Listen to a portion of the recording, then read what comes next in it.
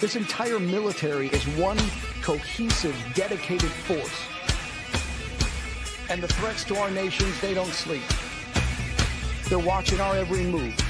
Iran, Russia, China, North Korea, ISIS, Al-Qaeda. They may be watching this right now. Our military should not be mistaken for a cable news gabfest show. We don't care what you look like. We don't care who you voted for, who you worship, what you worship, who you love. It doesn't matter if your dad left you millions when he died or if you knew who your father was. We have been honed into a machine of lethal moving parts that you would be wise to avoid if you know what's good for you. We will not be intimidated. We will not back down. We don't want war. But if you want war with the United States of America, there's one thing I can promise you, so help me God. Someone else will raise your sons and daughters.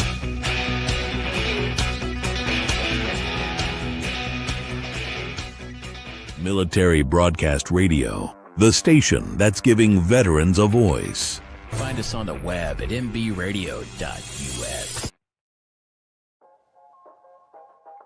Welcome to the From Pain to Purpose radio show. I'm your host, Eva Fulton. In this show, we explore the incredible journeys of resilience, healing, and transformation.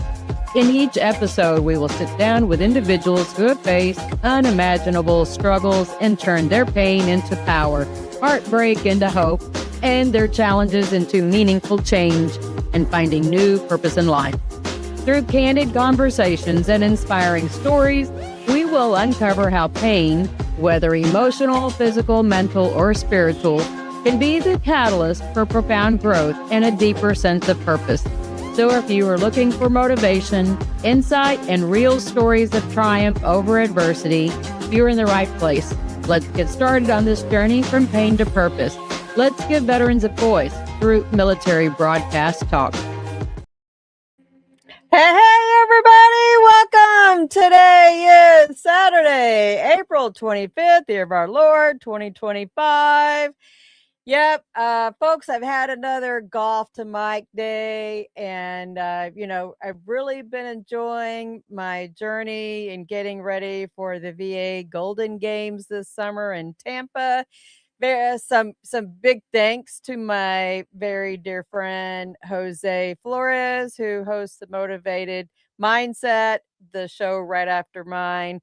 And he said, hey, Eva, because he was in it last year. He said, Eva, you got to do this. So I went full throttle and signed up for 5 different sports. So y'all have been watching me post about my, let's see, I think I've posted about the powerlifting, and I'll be at the gym probably Monday morning, maybe tomorrow. We'll see what the weather's like, but and I've been working on my official handicap. So I've officially played the 54 holes now. No, it's not the handicap I want, but it's a good starting place. Played better today than I did Monday, not as good as I did Saturday. But like I said, it's a starting place. And then I went shopping for a bow today. Didn't buy anything yet. You got to start somewhere. So I'm just enjoying the journey with the sports and everything.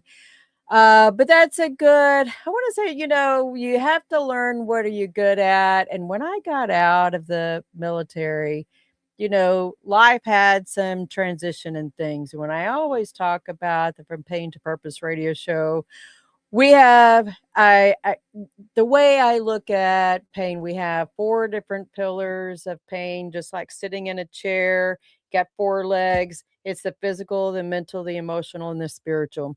And sometimes your vocation, it has a lot to do with those first 3 or maybe even the 4th one, right? Because when you get out of the military, you have to figure out, well, what am I going to do with life now? And I struggled with that, believe it or not. So yes, I was a paralegal in the JAG Corps in the Army.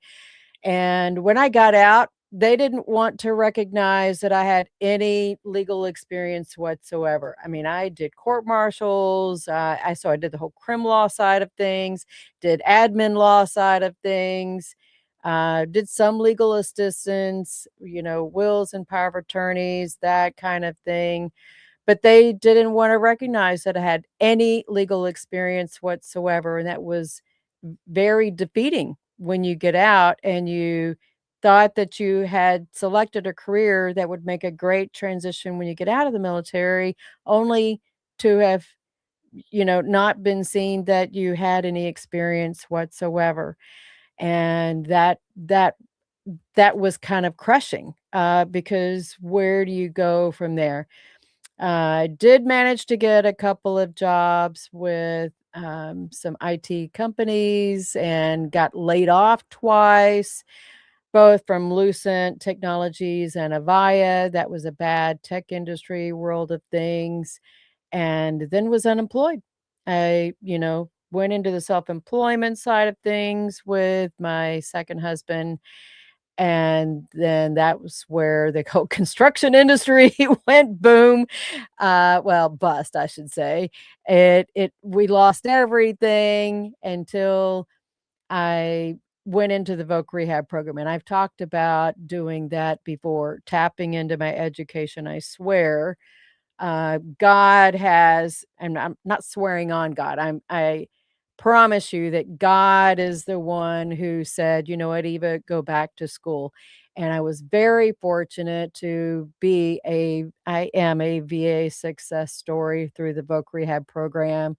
And because I had no income for a couple of years, zero income. And when I got my education, that started opening my doors. When I got my bachelor's in business administration, and I started applying to jobs. And I focused on the federal government. I only put out 8 resumes. And, if you talk about the odds of what things were looking like in 2008, in the career world of things, I put out 8 resumes, and I had 1 interview with the ICE, the Immigrations and Customs Enforcement, which falls under DHS, Department of Homeland Security. I was an 1102 contract specialist. Started out as a GS7, and fortunately, it was a tiered position, and my guest is gonna go into that. But that opened a whole set of doors for me and security for me and my family. So I got to talking with one of my commuter bus buddies. Y'all know that I have been sharing my commuter life journey on my social media on the Facebook side of things, because I have, now this increased commute time that I hadn't planned on before. And so, anyways, Robert Odom, let me go ahead and introduce you guys. Robert Odom is, let me get this over on the screen where I can read. He's currently in a second term as the chapter president and steward with the National Treasury Employee Union, NTEU. And they represent about 1,700 bargaining unit employees in the National Capital Region. Has a budget that he manages with the board. I think during my conversation with him on the bus, his father is a veteran, so very much, someone who champions what us as veterans do and in the federal government, and how do we help. My whole point in making sure we brought him on, because there are a lot of people who are looking for, what do they do? How do they make the transition from the civilian workforce? From the military into the civilian workforce. What are the advantages, and how do we navigate that? I have some of my own learned experiences, some I want to say missteps, but really just didn't get the information that I wished I'd had when I woulda, coulda, shoulda done things. But there were other aspects that I was able to learn, and maybe we'll talk about that as well. So let me go ahead and bring Robert on. The interview of the week is brought to you by Jersey Mike's, a sub above. Hey, Right. Robert. How are you? Good. Thanks for having me, Eva. Yeah. Yes.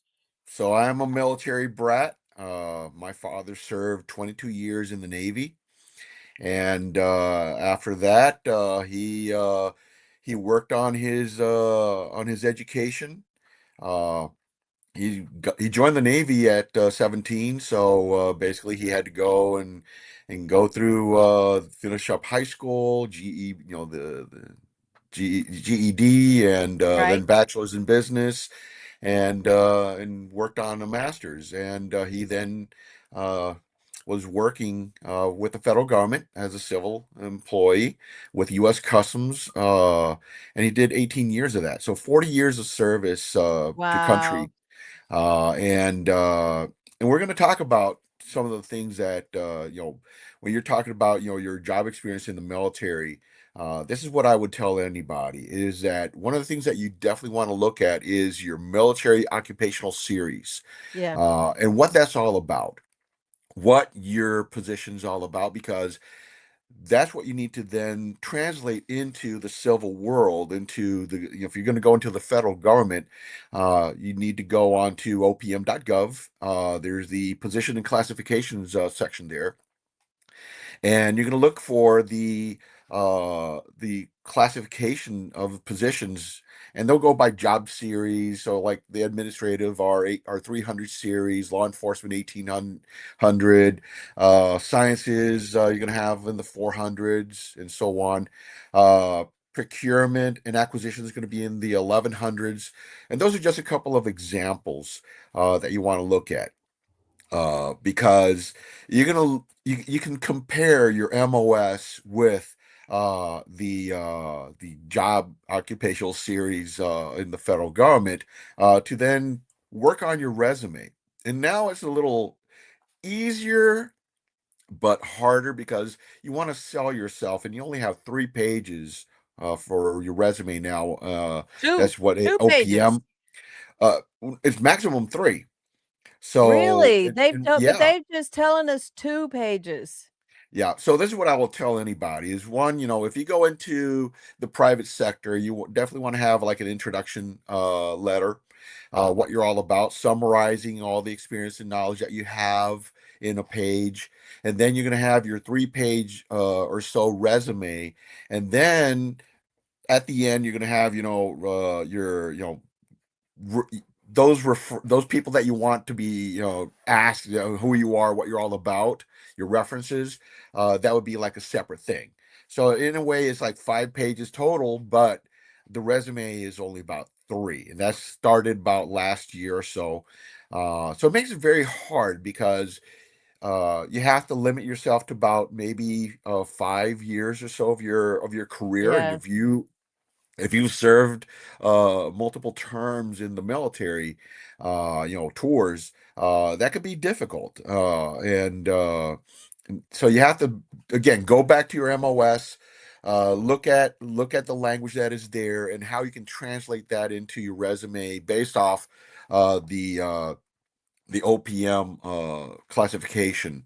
So that way, it's a little easier, and it should help you also with the private sector, because that's one thing that's been difficult for a lot of federal employees over the last year or so. There's been a lot of departures from the federal government, either retirements because they received, they offer for the voluntary early retirement, or Right. the voluntary incentive program, VSIP, Yep. um, and all that. The DRP, which is another ball of wax, because basically that's like resigning from the federal government.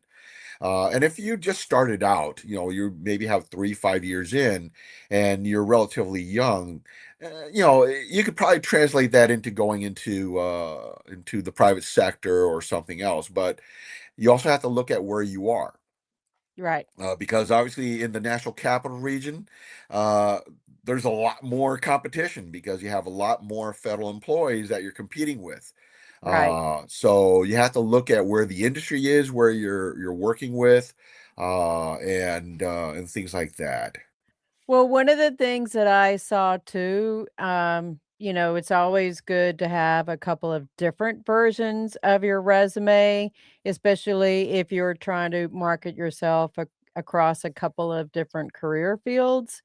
That is one way to help yourself, and the same thing for your cover letter that can, help navigate the things that you may have done as a volunteer to help get some of the credit, to tie in for the position you're looking for, just trying to help explain it, but don't forget that even your volunteer time for, well, let's say you work on a board, you're with a nonprofit and you have some, board Hmm. experience leading things, that stuff counts as well, but it's all about how you communicate it. That's definitely true. Yeah, And one of the things that I highly recommend is that you not use cookie cutter versions of your resume or the intro letter, because again, what you want to do is you want to look at the vacancy announcement or the job opportunity announcement that on, say, USA Jobs or Monster or Indeed or any platform where jobs are announced. Is you want to read that announcement. You want right, to see what is being asked, what experience, what education, because again, not everything is a PhD, not right. everything is an MBA or a master's in arts. If you have say maybe an associate's degree, uh, that might be your ticket. It's not like you Yeah. have to have advanced education. And I say that for more like the technical aspects of things, because in the trades, if you're going to be going into being an electrician or being a mechanic or being a plumber, you don't need to have a bachelor's or a master's or higher for that.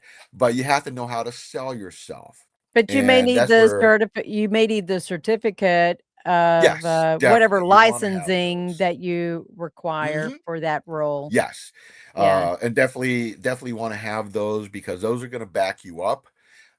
Years of experience also help, because say you don't necessarily have the education, but the experience will help. And there's definitely, I mean, you want to look at your education opportunities too. It's not like you stop, going through education. That's something that you look in the military. If you want to promote from, say, an E3 to E5, well, definitely you have to have some training or right. education to get there. Same thing. You want to go from E5 to E6 all the way up to E8. Like my There's father, always training. Yeah. yeah, you There's have to have that. And that goes the same with the federal government. I started out as a GS5 back in 1990 as a customs inspector. I, before that, was working at a radio station while I was studying for my business administration degree. And I got called. At that time, I was earning around 15 grand a year at the radio station, and I got called by the agency. Hey, we'll pick you up as GS5, and that's starting at 21 grand plus. At that time, they had it was overtime, night differential, and other benefits. It's like I jumped at it, right. and knowing what I was getting into, because my both my parents were federal employees. My mom was an adjudications officer in the VA. My dad with U.S. Customs, and that's basically been my life. My wife works with Health and Human Services. I have a cousin with the IRS. I got my sister-in-law with HHS and NIH. So I got family, across the federal government, and that's the thing. If you have family and friends who can guide you Yeah, to get to where you want to be. And again, sometimes it's not a good fit. That's why you always have to have a plan. And that's, think of it this way: you get into a job, you got the foot in the door. Three to exactly. five years, 3 to 5 years. And if you're going in under the general schedule pay system, the way that it's set up, that you got steps 1 through 10. By step 5, you should already have been looking at where your next move is. Yep. You should be looking at that next promotion. And the reason I say that, for example, as a Customs and Border Protection officer now, uh, basically you get in as a GS 5 or 7, and you go up to Journeyman 12. And then after that, after a year, you can say, well, hey, with all this experience that I have, I should qualify for a GS 13, or maybe then after that, 14. Uh, and then you can decide if you want to go into being upper management, GS 15 and above, or maybe it's pay banding. That's another thing that you have to look at, if it's GS or if it's pay banding, Yeah. which is completely different. I mean, there's some similarities, but you don't have the steps. Do you get pay increases every year or so? You can, but you always got to look at every 3 to 5 years, what is the next thing I want to do? And Yeah. maybe that's it's education. It could be temporary duty assignments. It could be volunteering for, special events, and things like that. In my career, I've done things like, I've been on the anti-terrorism team. I've been on contraband enforcement. I've done passenger enforcement. And what you do is, those are things that you add to your resume. Right. And maybe you did something on the side. Maybe you had a side gig that you were volunteering, to maybe, in go into coaching, or going into, maybe you're in a not-profit organization and you're volunteering time. Those things do have value. Yeah. And this is the thing. You want to show that you know how to work with people.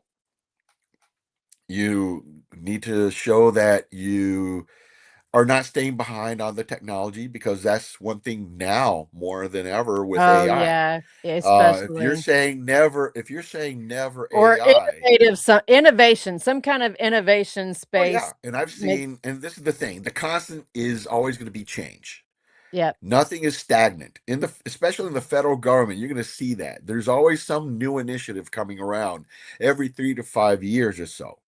And you got to be on your toes to make sure that you're ahead of the game, because that's what's going to help you get to the next position. And what I say about, I've gotten to the point.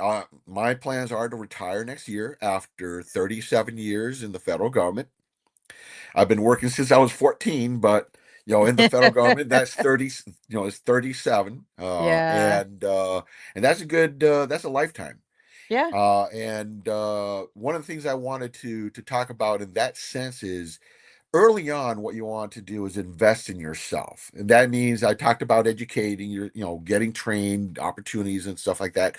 But also, if you are transitioning from the military to the civil service, you want to make sure that if you have been investing in yourself with the thrift savings plan, that you continue to do so. Roll that over to civil service TSP, and in very similar concepts. You know that in the civil service, that if you invest 5% of your income, the federal government is going to match They match that. it. So that's Yeah. 10%.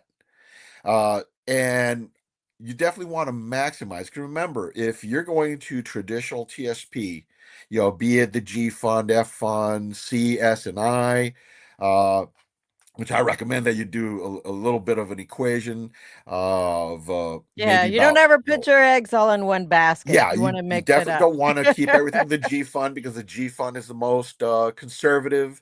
The F fund is another form of bonds. It's just basically, it's the market bonds. Your C, your common stock. Your S is going to be kind of like your small business type, and then your international.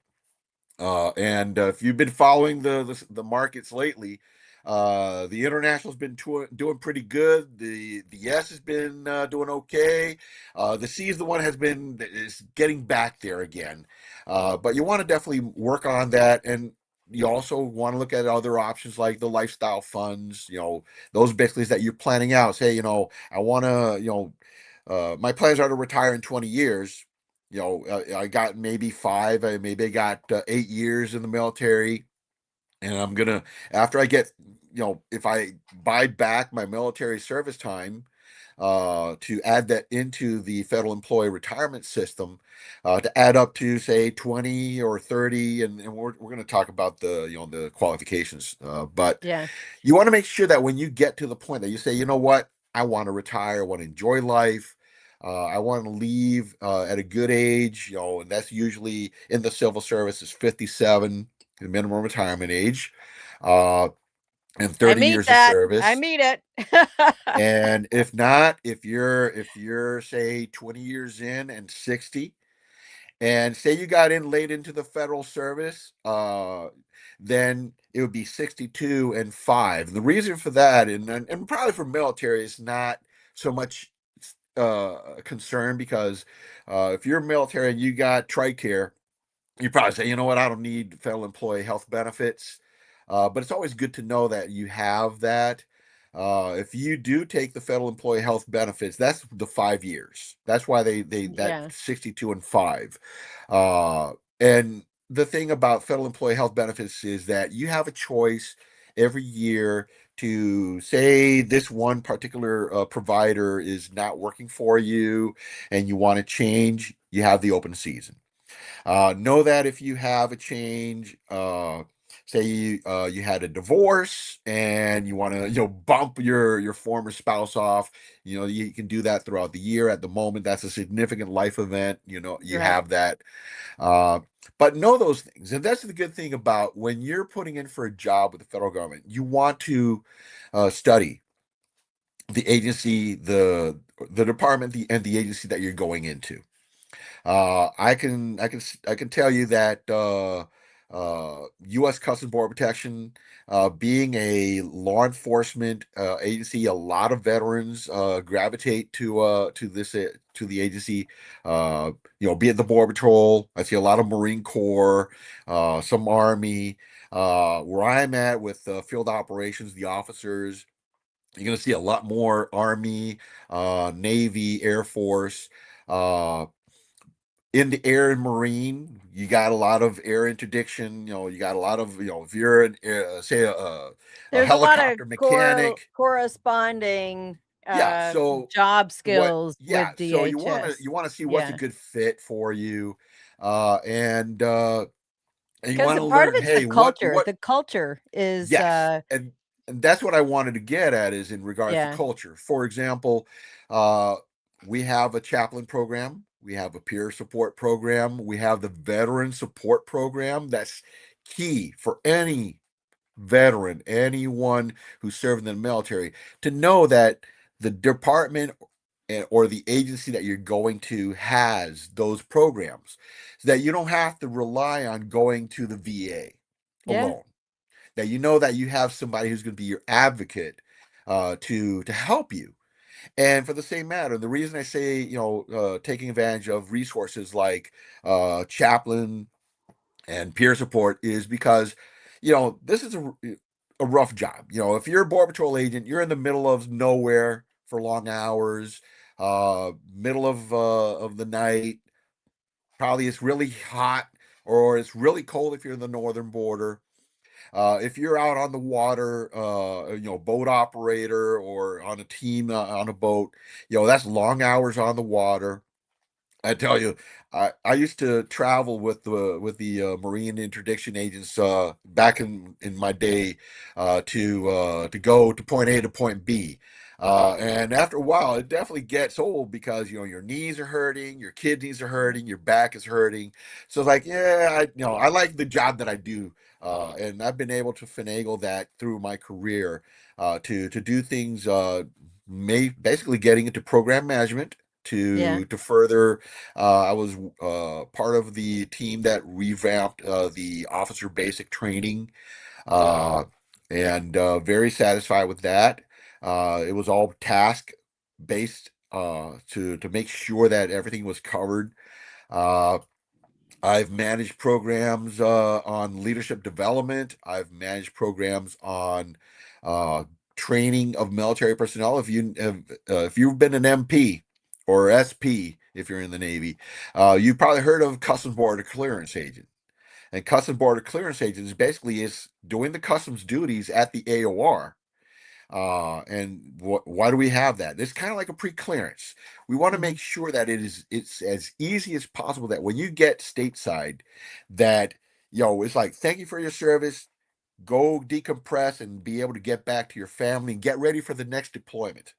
Right. Uh, Not have to go through all the hassles of making long lines and going and picking up luggage and all that stuff. You want to make you want to do that when you're uh on back at home base on the tarmac. You got you got all your equipment in duffel bags and all that stuff there, that when you're ready to go home, that you're able to go home as fast as possible.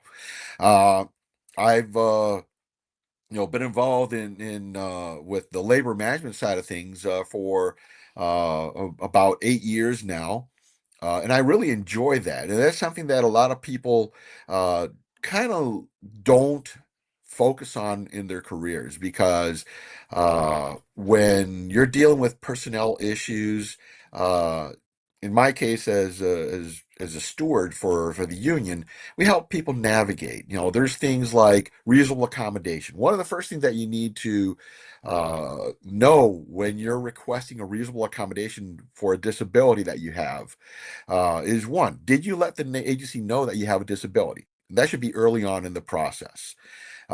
Say you have 40%, maybe you're 100% disabled veteran.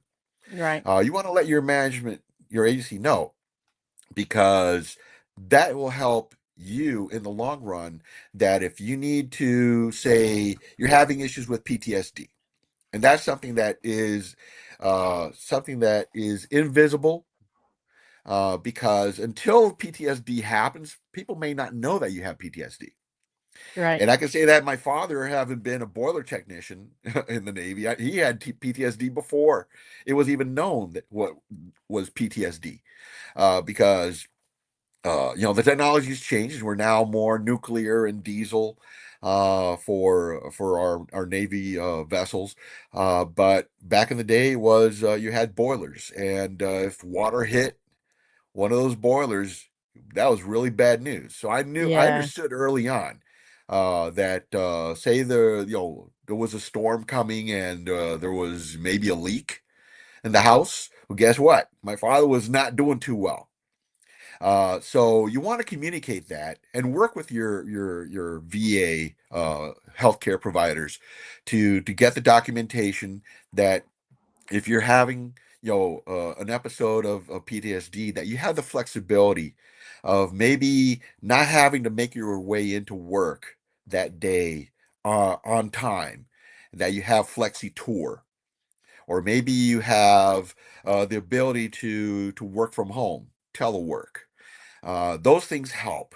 Maybe due to the circumstances, maybe you have migraines, because that's something that obviously can happen through I get them all the military. time. Yeah, I And get may migraines all the time.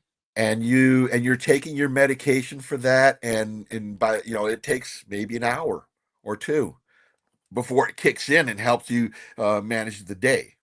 Uh, Same thing with if you have bouts with depression.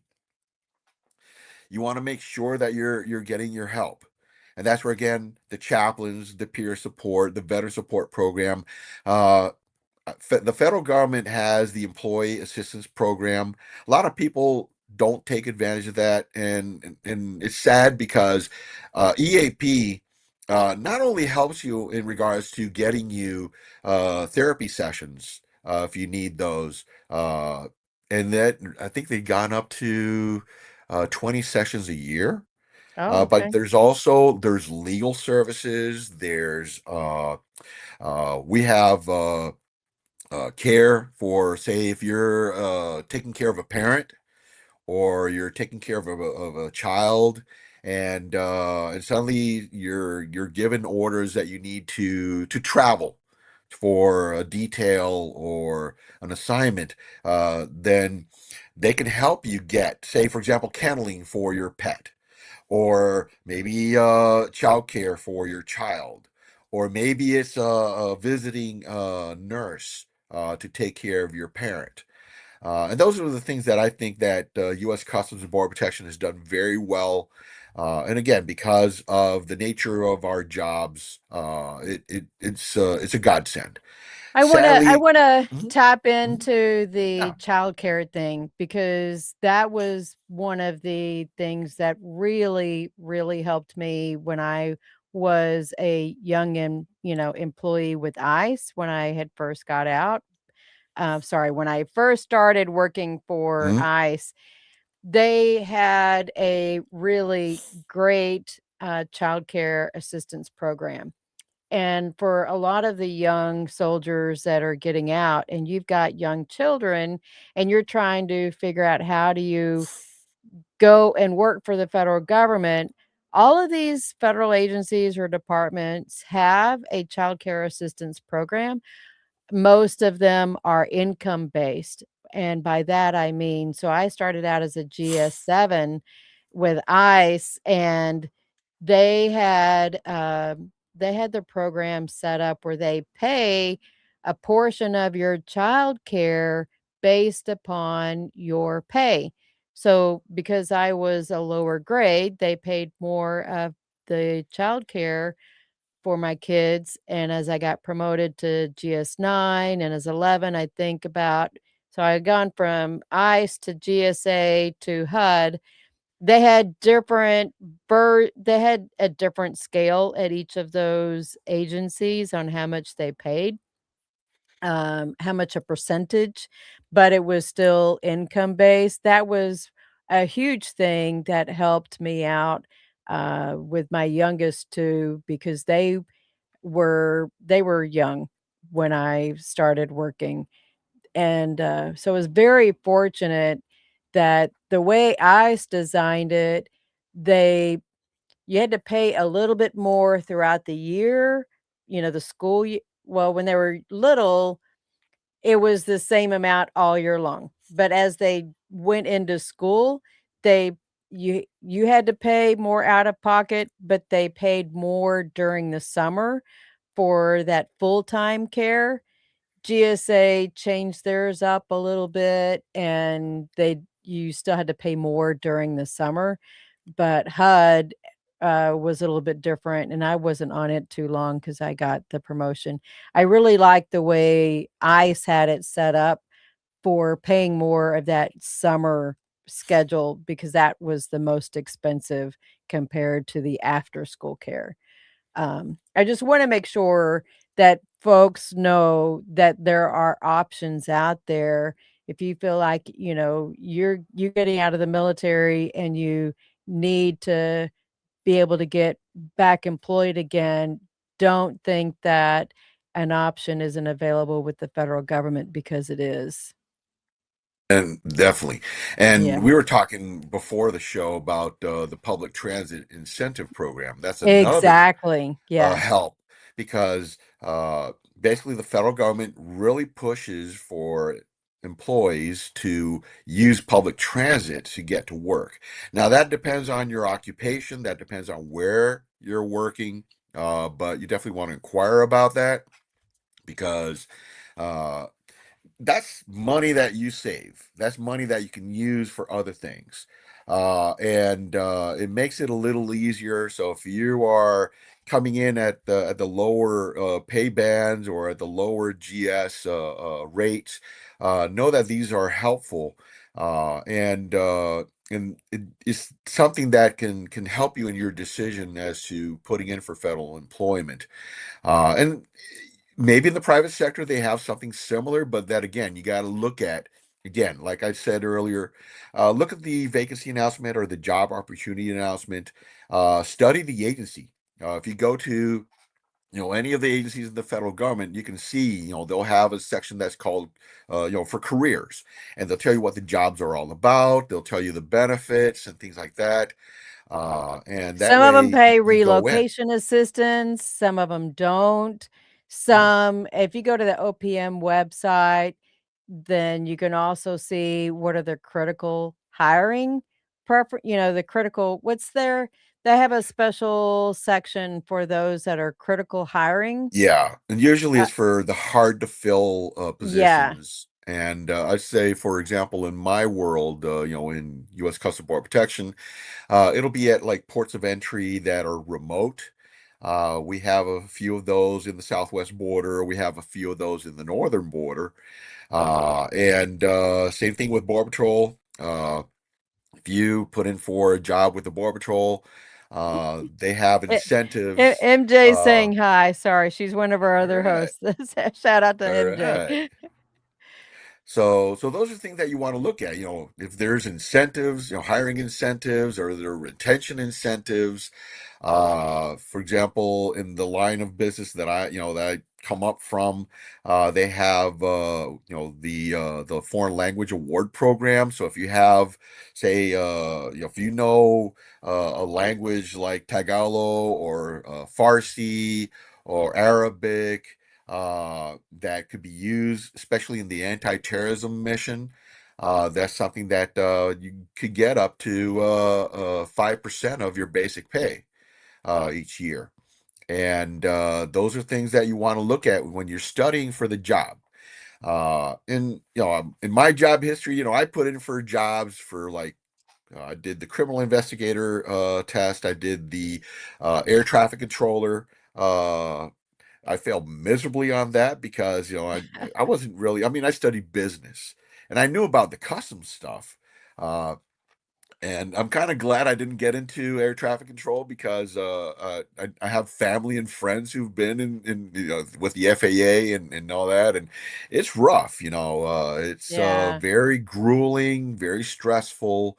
I'm hoping that I was talking earlier about AI and technology, that with the new upgrades of technology, it'll make it a lot easier for air traffic controllers. But you got to look at what is the good fit for you and make a plan.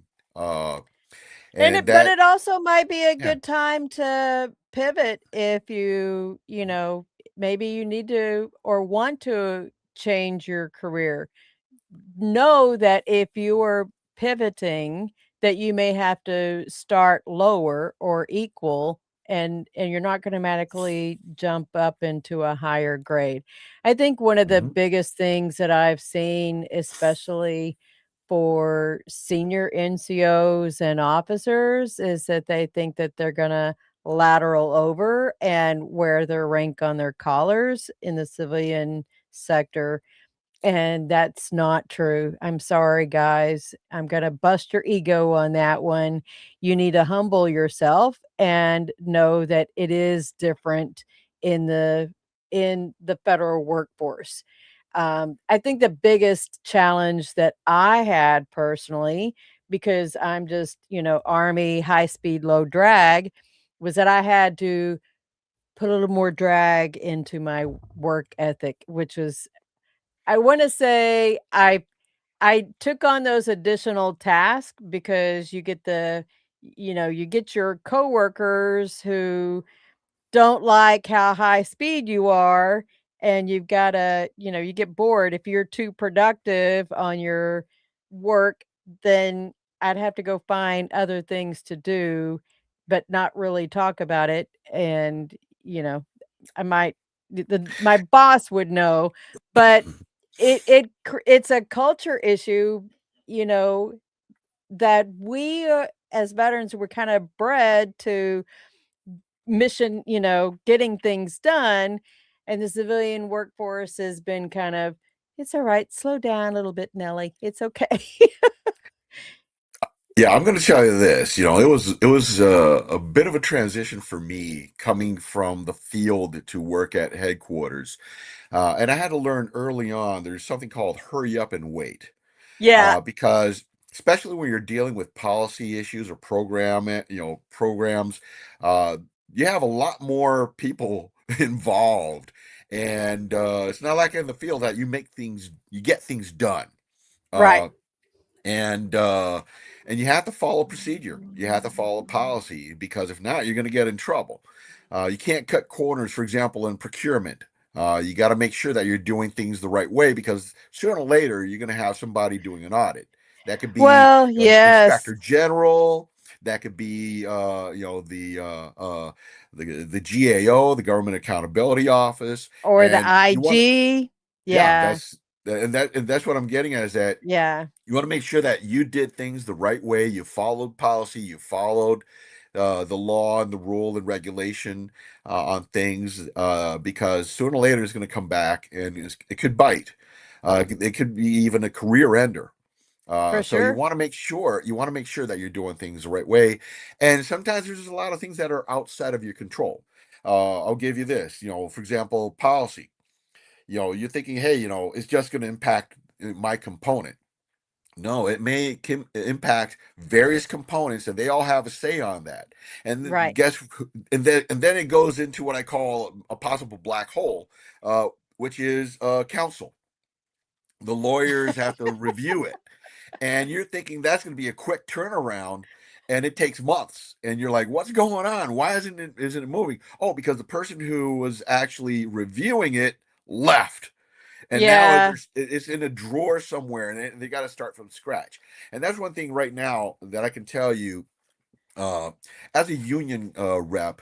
uh, I've been involved with going to Congress to talk to my members of Congress about federal employee needs, and advocating for pay equality, because the federal workforce tends to be about 23-24% behind the private sector. But when you look at the with the benefits and the other things, It uh, adds up. It yeah, does, yeah. you know. Now it would be nice if we got, for example, say a 4% raise, but then you got your healthcare premiums going up maybe 5 or 6. So it's like, ugh.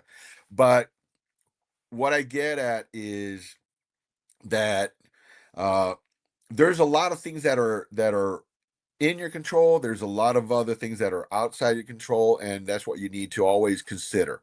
Don't get frustrated because things are taking longer than you wanted them to. You want to get on a plan. I know that especially is for program managers and management program analysts and project managers, because again, you want to get things moving. Right. But that's where you learn how uh, to brief up, and you let your upper managers know, hey, this is what's going on, and they should be advocating for you to get things moving. And There are so, two mhm, things that we wanna make sure we cover real fast because, sure. one of the things is leave, the leave Hmm. accumulation that Oh I yeah. think is very is a great perk, especially for us that come from the military. I was very fortunate that I only had 12 years when I came over to the federal government, 12 years military time Hmm. that I ended up buying back. My colleagues, this is like a two-part thing that you can run with both of them. So one is that the leave side of things, the 4, 6, and 8 hours, Hmm. to address, and the other thing is the military buyback. That was the one that I had the delay on buying my time back, but once I got that bought in, I mean, I had to pay a little bit more interest than what I shoulda, coulda done if I had known when I first came on as a federal employee, but in some ways, it was actually okay because I was just a GS-7, and that would have been a big chunk of money to have, paid in then with and the interest was really pretty minimal.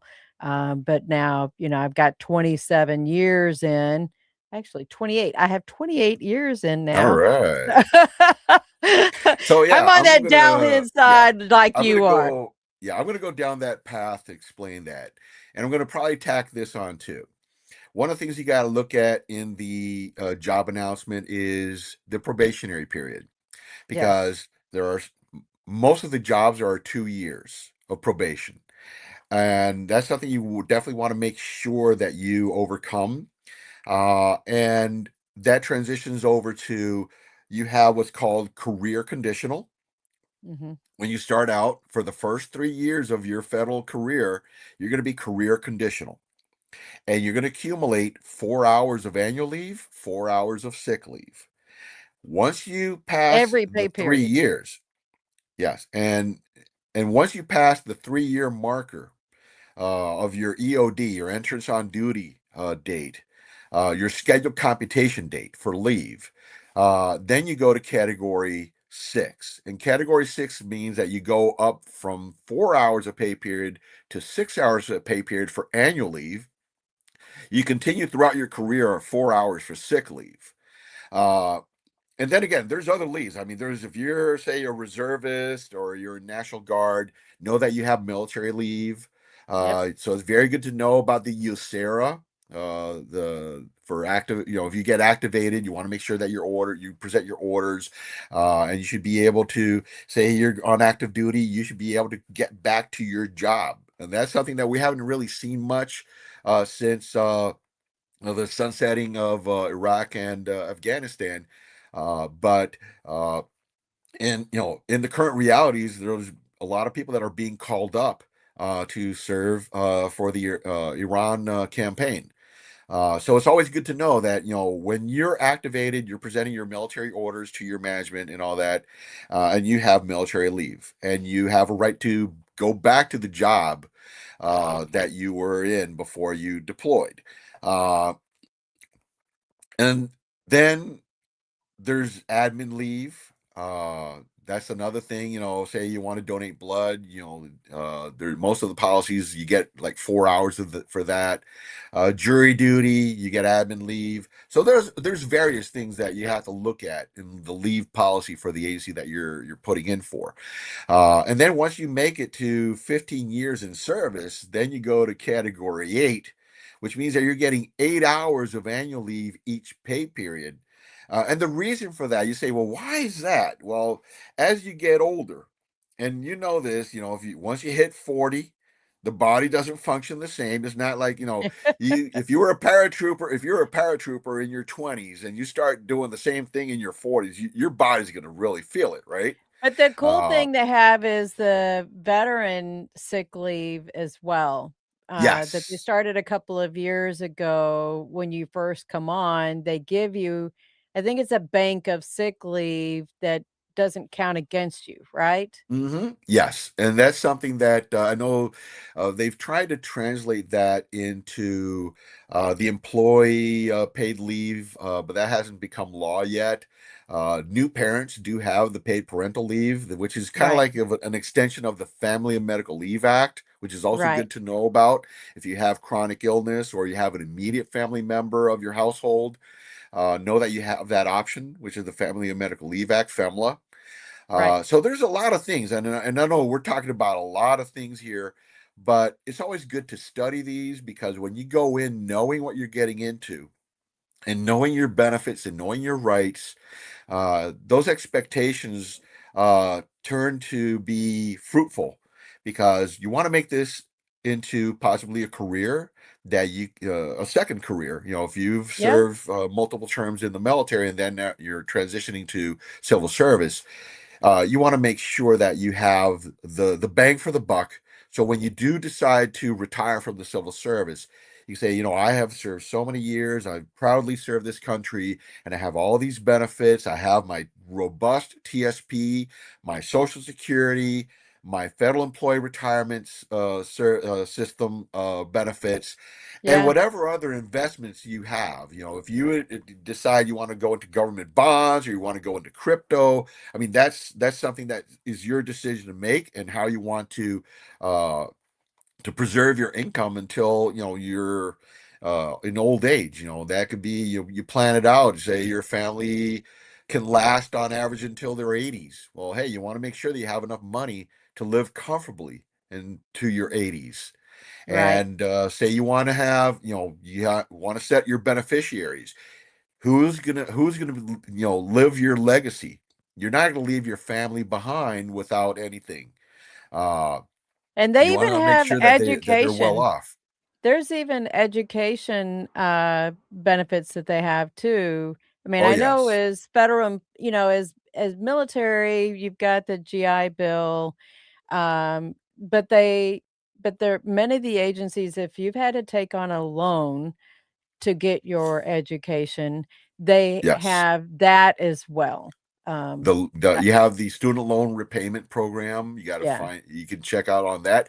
There's also the tuition assistance program that you can find out. Usually is that you are studying something that is going to reap benefits to the employer, to your agency.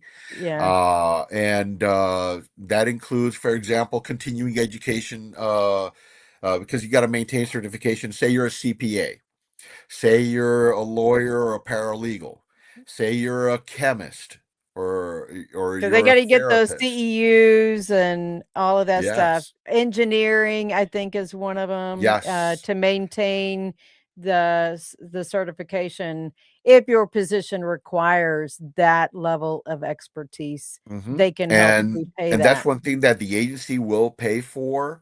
I know, for example, NTEU, we also have, so for example, a lot of these programs go through like the Becker Institute for like the CPAs and sort, and it's at a discount. So you get the member benefit discount there that you can take advantage of. In addition to say the agency can't pay everything, because again we got to deal with funding issues in the current reality. So you want to make sure that you reap all the benefits that you can, so you can be a productive and happy federal employee, and know that you have the support that you need to be able to be successful through your career. Well, thank you so much, Robert. I know we've covered a lot of ground, and I hope that for anybody that's out there looking at the federal government as an option, I think this is a great opportunity. From what I've been able to see on USA Jobs, the vacancies are being posted way more frequently.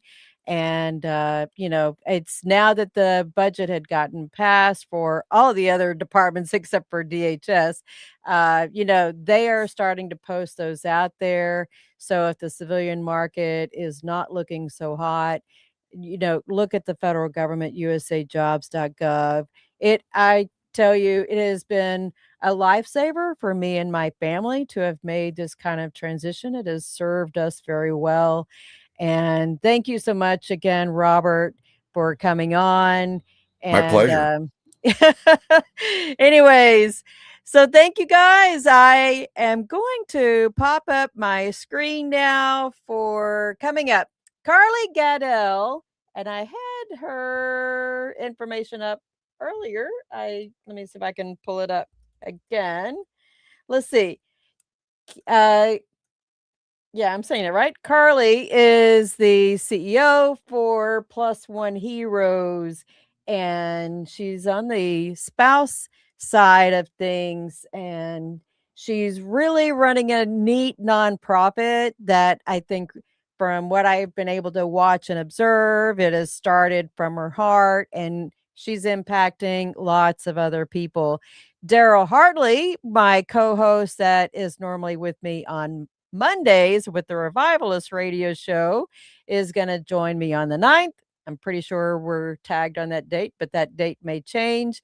And I have another guest that's coming up in June. So if you want to come up and be a guest on my show, the calendar is open through the end of May and the first week of June. The 13th is when I have my next guest scheduled after that. And it'll be an exciting conversation as well.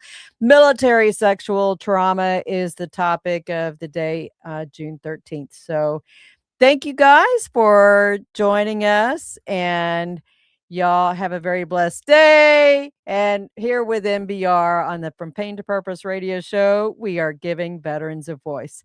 Y'all have a great week. See you Monday on the Revivalist radio show.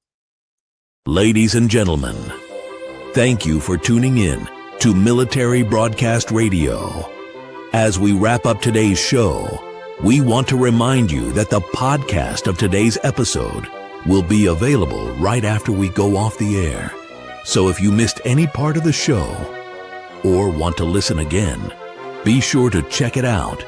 And remember, we're here to support and honor our veterans. Your stories and experiences matter, and we are committed to giving you a platform to share them. That's right. We're here to give our veterans a voice. So don't forget to catch the podcast and stay connected with us. Giving our veterans a voice.